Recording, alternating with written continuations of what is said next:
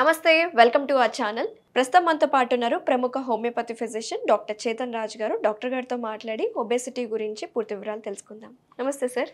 నమస్తే madam. Sir, చాలా మందికి తెలుసు బరువు ఎందుకు అవుతున్నారో తెలుసు, జీవన శైలియే కారణమా లేదా తెలుసు, వాళ్ళ బాడీ స్ట్రక్చర్, వాళ్ళ బాడీ తత్వం ఏంటో అందరికీ తెలిసింది. సో మేజర్గా ఈరోజు మనం మాట్లాడబోయే టాపిక్ ఏంటంటే ఒబేసిటీకి కాన్స్టిపేషన్కి ఎలా లింక్ ఉంటుంది, కాన్స్టిపేషన్ ఉంటే ఇంకా బరువు ఎక్కువ అవుతారా, దీని గురించి ఏం మాట్లాడతారు? కాన్స్టిపేషన్ కొందరికి ఎవరికైతే అవుతుంది వాళ్లకు మీరు అబ్జర్వ్ చేయండి, వాళ్ళ వెయిట్ కూడా ఎక్కువ ఉంటుంది. ఎందుకు మీరు అడిగేటట్టు, ఎప్పుడైతే ఒక మనిషి ఫుడ్ తీసుకుంటాడో దాంట్లోకి వెళ్ళి న్యూట్రియంట్స్ అబ్జర్వ్ అవుతాయి. వేస్ట్ మెటీరియల్ ఏమో స్టూల్ ఫామ్లో బయటికి వస్తుంది. ఏదైతే డైజెషన్ ప్రాసెస్ ఉంది totally it will take a few hours. ఆ ఫ్యూ అవర్స్లో ఒకవేళ ఏదైనా ప్రాబ్లం ఉంది, ఎంత అబ్జర్వ్ అవ్వాలి దానికన్నా ఎక్కువ అబ్జర్వ్ అయిపోతుంది అంటే వాళ్ళకు కాన్స్టిపేషన్ డెవలప్ అవ్వచ్చు. అండ్ సరిగా ఫైబర్ లేదు వాళ్ళ డయట్లో అంటే వాళ్లకు కాన్స్టిపేషన్ అవ్వచ్చు. కరెక్ట్ టైం అంటే డైలీ మార్నింగ్ లేవగానే వాళ్ళు బాత్రూమ్కి వెళ్ళాలి, కానీ వాళ్ళు వెళ్ళట్లేదు, ఏదో డిలే చేస్తున్నారు. అరే ఆఫీస్కి లేట్ అయిపోయింది, సాయంత్రం వచ్చినాక వెళ్దాం, అరే వంటలు చేయాలి, వంటలు చేసిన తర్వాత చేద్దాము అని ఇలా డిలే చేస్తారు కొందరు. దానివల్ల కూడా వాళ్ళకు కాన్స్టిపేషన్ అనేది స్టార్ట్ అవుతుంది. అండ్ ఏమవుతుందంటే కాన్స్టిపేషన్ అయినప్పుడు కాన్స్టిపేషన్లో స్టూల్ కూడా హార్డ్ అయిపోతుంది, వాళ్ళది సెమీ సాలిడ్ సాఫ్ట్ ఉండదు. అండ్ స్టూల్ హార్డ్ అయిపోయిన తర్వాత పాస్ అవుట్ చేయడానికి కూడా చాలా డిఫికల్టీ అవుతుంది. అది ఫిషర్స్కి కూడా లీడ్ చేయొచ్చు. ఎంత అయితే న్యూట్రిషన్ ఉంది దాంట్లో అదంతా అబ్జర్వ్ చేసుకుంటుంది కదా బాడీ, దాంట్లో ఉన్న వాటర్ కూడా అబ్జర్వ్ చేసుకుంటుంది మ్యాక్సిమం. సో అందుకే బాడీలో వెయిట్ పెరిగే ఛాన్సెస్ ఎక్కువ అయిపోతాయి. ఇప్పుడు ఎంత అబ్జర్వ్ చేయాలి దానికన్నా ఎక్కువ అబ్జర్వ్ చేసుకుంటుంది స్టూల్, అయితే వెయిట్ పెరిగే ఛాన్సులు కూడా పెరిగిపోతాయి.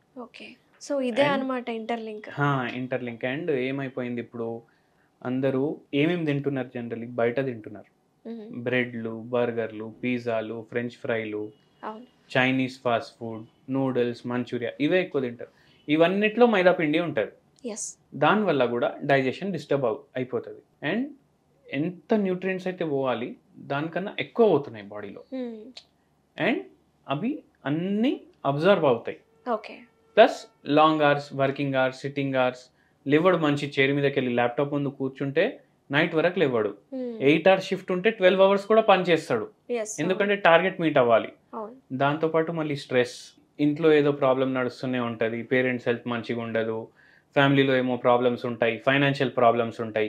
ఇవన్నిట్లా ఇదొక సర్కిల్, విషియస్ సర్కిల్ అంటా నేను. ఎందుకు, ఇవన్నిటి వల్లనే కదా మన వెయిట్ పెరిగేది.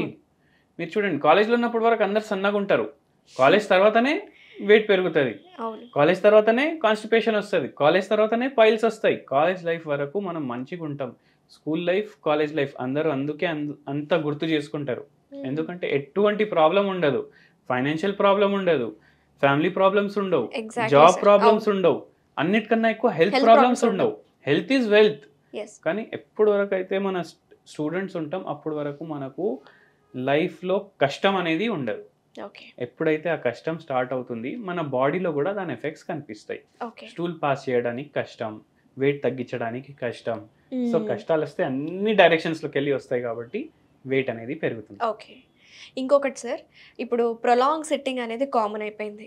ఏ ప్రొఫెషన్ అయినా, డాక్టర్స్ ప్రొఫెషన్ అయినా, ఏ ప్రొఫెషన్ అయినా ఎక్కువసేపు కూర్చొని ఉంటున్నాం. దీనివల్ల మెటబాలిజం దెబ్బతింటుంది అంటున్నారు. సో మెటబాలిజంకి ఒబేసిటీకి కనెక్షన్ ఏంటి సార్? మనం కూర్చొని పని చేస్తాం, మన చేతులు పని చేయట్లేదు, ఓన్లీ మన ఫింగర్స్ పని చేస్తున్నాయి, మౌస్ అండ్ కీబోర్డ్. అది కాకపోతే జనాలతో మాట్లాడడం, హెడ్ ఫోన్ ఉంటుంది, కాల్స్ మాట్లాడడం, బట్ ఫిజికల్ యాక్టివిటీ లేదు. బాడీ ఏమనుకుంటుంది, బాడీ ఫంక్షన్ చేసే ఒక విధానం ఉంటుంది.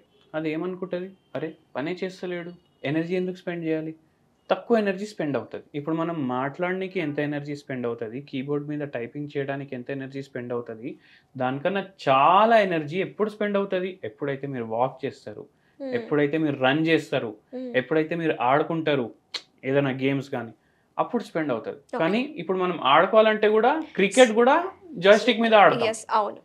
అందుకే మెటబాలిజం అనేది తగ్గిపోయింది. ఆ మెటబాలిజం మళ్ళీ మంచిగా అవ్వాలంటే ఫిజికల్ యాక్టివిటీ ఉండాలి, వాకింగ్ చేయండి, ఏదైనా స్పోర్ట్ ఆడండి, వీక్లీ ఒక 4 times అట్లీస్ట్ ఫర్ 1 hour. జిమ్కి వెళ్ళండి, అందరు జిమ్కి పోతారు, ఎక్సర్సైజులు చేసుకుంటారు, వెయిట్ తగ్గించుకుంటారు. కానీ జిమ్కి వెళ్ళినప్పుడు మన మెటబాలిజం పెరుగుతుంది, దాంతోపాటు మన డైట్ కూడా పెరుగుతుంది. అండ్ జిమ్ వదిలేసినాక మళ్ళీ అదే డైట్ కంటిన్యూ చేస్తారు, ఆటోమేటిక్ ఇంకా వెయిట్ పెరుగుతుంది. మీరు అబ్జర్వ్ చేయండి, చాలా మంది అంటారు అరే నేను జిమ్ చేసి వదిలేసిన దాని తర్వాత నాకు ఫుల్ వెయిట్ గెయిన్ అయిపోయింది అనేసి. అండ్ ఇంకో ప్రాబ్లం ఏమైపోయిందంటే ఈ జిమ్లో పోతారు కదా, అప్పుడు వీళ్ళు సప్లిమెంట్స్ తీసుకుంటారు, ఆల్బుమిన్, క్రియాటినిన్, ప్రోటీన్స్. ఇవన్నీ కిడ్నీ మీద కూడా ఎఫెక్ట్ చేస్తాయి అండ్ వెయిట్ మీద కూడా ఎఫెక్ట్ చేస్తాయి. అందుకే న్యాచురల్ సబ్స్టెన్సెసే వాడి మీరు ఎక్సర్సైజెస్ చేయండి, న్యాచురల్ న్యూట్రిషనే తీసుకోండి. మీరు అంటున్నారు కదా సార్, న్యాచురల్ సప్లిమెంట్స్, న్యాచురల్ పద్ధతిలోనే బరువు తగ్గాలి అని.